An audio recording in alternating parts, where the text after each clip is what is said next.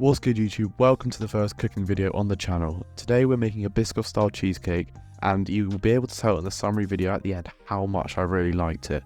If you want a little sneak peek, then I really did recommend it for the future, and this was a very strong recipe for sure. All credit goes to Aussie Fitness on TikTok, and he might have other social platforms and I will link it in the description just so you can check him out. A lot of my recipes that I am trying to portray on this channel in a sort of more beginner format, just going through things as slowly as possible, and with some personal spins in there as well, will be based off recipes from his content. I will of course be able to credit him in every video introduction that I have, which is a recipe inspired by him. So big shout out to him, he knows what he's doing massively. He's got an amazing weight loss journey, so make sure you guys check him out if you want to see other recipes, and if you want me to help you show you how to actually make those recipes in a bit more detail than he does on his short form TikTok content that I'm aware of, then make sure to come over to the channel and show your support if you do find it informative. With that all being said, let's get straight into the video. Okay guys, so of course the first step is to weigh out your ingredients for the recipe. And I am showing the process of me weighing it out in this video here. I might speed it up a bit because it's quite a simple tool, but essentially all you do is put the weighing scales to 0 with the plastic bowl or whatever you're weighing the ingredients out in on first. So you put it on, then you set it to 0. So then when you 100% know that everything that's being weighed is your ingredients and your ingredients only. So like I say, in the future I may not show this process because it's pretty self-explanatory, but it's, but let me know if you want to see it, because I think it's pretty easy skill. So something else I'm going to mention briefly at this point, as you can see here, I'm putting my cream cheese in. I am putting it into 2 different mixtures. So I've got a sort of blender, that is not big enough to do all in one. So I put it into 2 sort of milkshake sized blenders, which I use for protein shakes, and I'm going to put it all in one. It will all work out fine. But as you can see here, doing 150 grams of light cream cheese. So when I get down to it, I'm going to divide it into 2, and then it will all go together, give it a quick whisk so it all works fine. I will invest in a blender that's big enough soon though. 150 grams of light cream cheese is needed overall. 400 grams of low-fat Greek yogurt, and you can do a vanilla flavour or caramel. Mine personally, I went for the 0% fat plain flavour, and it was 450 grams, so I just chucked that all in. Yogurt's the healthy, a healthy food, so it doesn't really matter if you overhit with that one. It doesn't affect the taste too much, and I was really happy with the outcome of mine, and I added 50 grams extra, 1 single egg, a teaspoon of vanilla extract, and 15 grams of stevia. Stevia is a very good option to go for with sweetener, because it not only is it natural sweetener, you can look into the science about that if you would like to. There's a whole sort of debate within the health community about the impact of sweetener and how healthy it truly is. Taking things like Diet Coke or Coke Zero, is it? I'm not sure. I don't drink fizzy drinks personally. And people are actually saying that it's worse for you than having the normal stuff and sugar. But I think most studies would show and reflect that natural sweeteners such as stevia is the better option than sugar, which is pretty obvious, I think. Well, if I'm not going to jump to any conclusion, but that's something that I'm sticking by, and that's why I'm using stevia, because it is a natural alternative sweetener and looks to be the best option for me. So again, you add that, a tablespoon of Biscoff spread is needed, and 100 grams of low-fat cottage cheese. As well as this, 1.5 servings of protein powder. So for this, I think when most people talk about serving of protein powder, it's a heaped scoop. So I did 2 about 3/4 full scoops. It sort of accounts for the same amount. So yeah, but again, if you've got a blender that's big enough, this won't matter. You literally just do 1 heap scoop and then half a scoop, and you'll be fine. So yeah, we're going to blend it all together into a measuring jug like I've got there, which I can place a whisk into. You don't have to put a measuring jug, just something or a container that you can whisk it briefly. It won't take very long.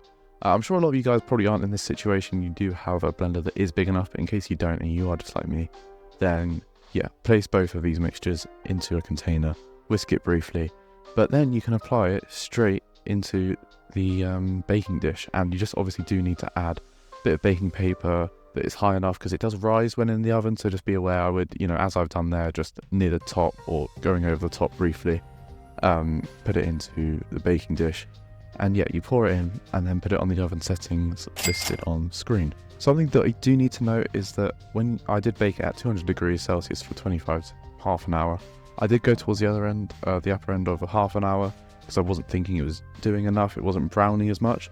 Don't worry so much about the browning. What you do need to be careful is about the cracking. Mine did start to crack ever so slightly, and that was okay. It ended up fine, but just, you know, be aware of that.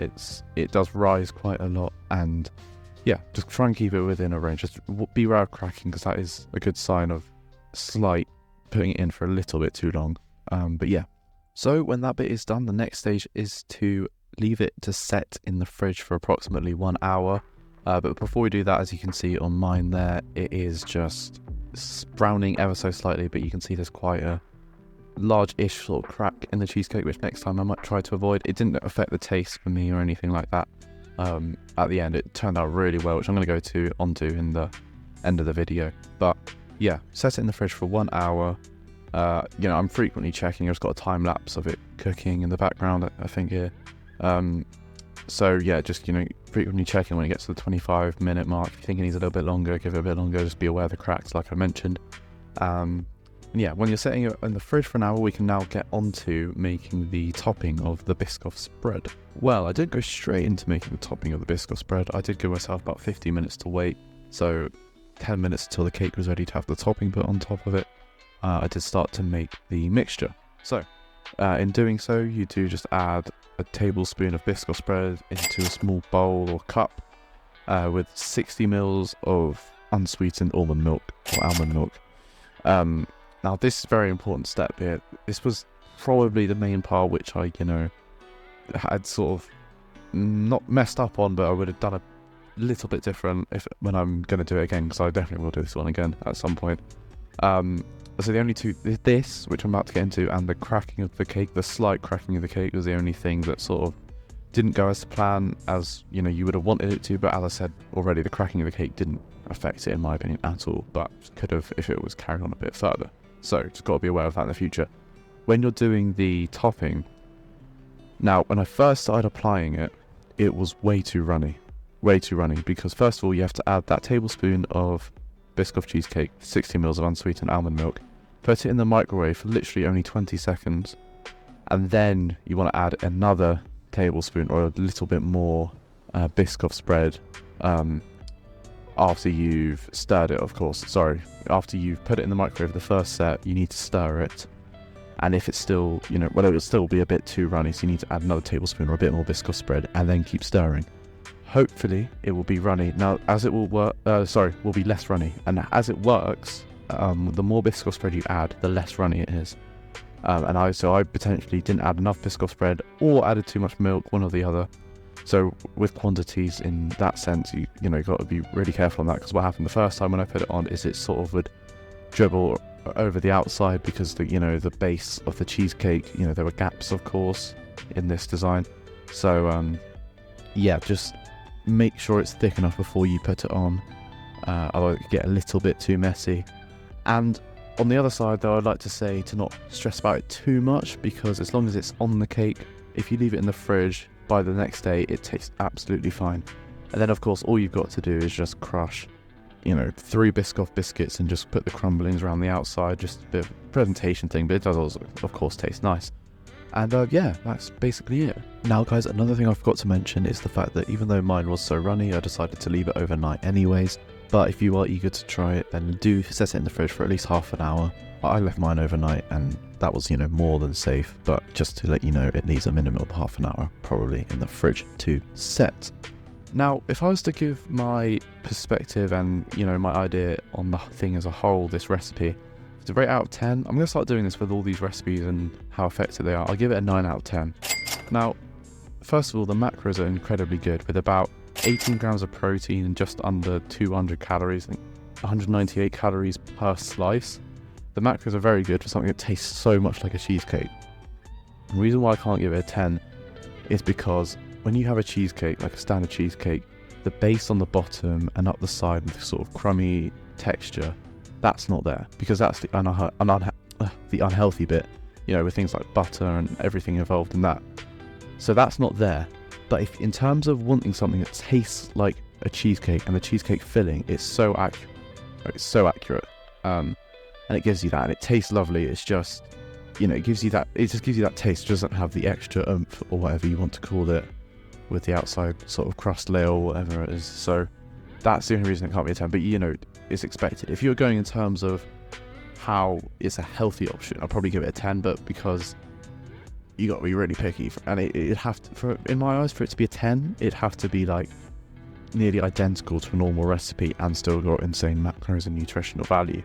But I 100% recommend this one more. I'm definitely going to be doing it again. It was very good. You know, had, you know, a good option for the whole week to get through, and yeah, I highly recommend doing it again, for sure. I highly recommend you guys do it for the first time, and I'm going to definitely be doing it again.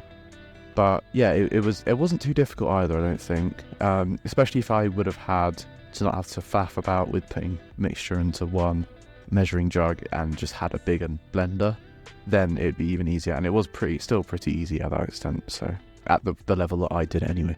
So I massively rate that highly. But if you guys did enjoy this tutorial, and if you guys did actually try making the recipe, please let me know how it went for you, and if you thought this video was informative. As it, you know, we're starting early. It was one of the first recipes, if not, might be the first recipe we put on the channel. So, you know, in the cooking format, let me know how you want me to improve, or if you think I did a good enough job as it was. I did actually record mic audio, but I thought, while I was doing it, I recorded mic audio, but I thought it would be better to go over it now, like I am looking at the footage, just because I'd be able to express things a bit better. But yeah, let me know what you guys thought of the video. Please do consider sharing with your friends and subscribing if you like the content. Any sort of feedback in the comment section below would be muchly appreciated. And yeah, I'll see you guys in the next one.